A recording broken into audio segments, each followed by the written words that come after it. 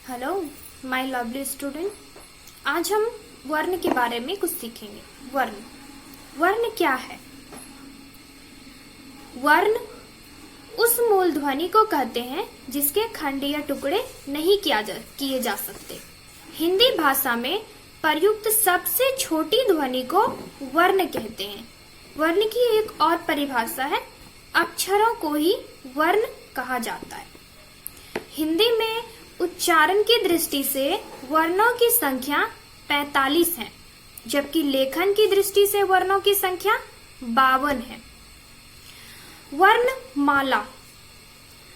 वर्णमाला जैसे कि इस शब्द से ही हम देख रहे हैं कि वर्णमाला यानी वर्णों के समूह को वर्णमाला कहा जाता है।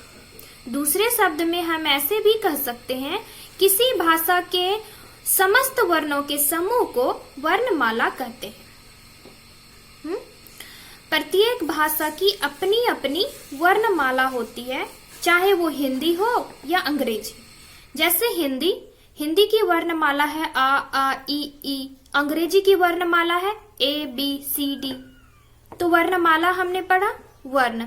अब वर्ण कितने प्रकार के होते हैं? वर्ण के कितने भेद होते हैं? वर्ण के 2 भेद होते हैं, स्वर और व्यंजन। स्वर क्या है?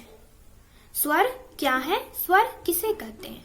स्वर वे वर्ण जिनका उच्चारण स्वतंत्र रूप से किया जाता है, उसे स्वर कहते हैं। अर्थात इनके उच्चारण में अन्य किसी भी वर्णों का उपयोग नहीं होता है। ये वर्ण किसी की भी सहायता से नहीं बोले जाते हैं या स्वतंत्र रूप से बोले जाते हैं, इसलिए इसे स्वर वर्ण कहा जाता है।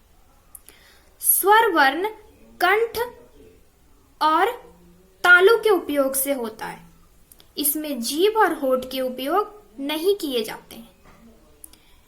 हिंदी वर्णमाला में स्वरों की संख्या है 16। स्वर कौन कौन से हैं? जैसे आ ई उ ए इत्यादि। अब है व्यंजन। व्यंजन किसे कहते हैं? व्यंजन क्या है? जिन वर्णों के पूर्ण उच्चारण के लिए स्वरों की सहायता ली जाती हो, उसे व्यंजन वर्ण कहा जाता है। अर्थात व्यंजन बिना स्वरों की सहायता से नहीं बोले जा सकते, जैसे का, ख, ग, घ।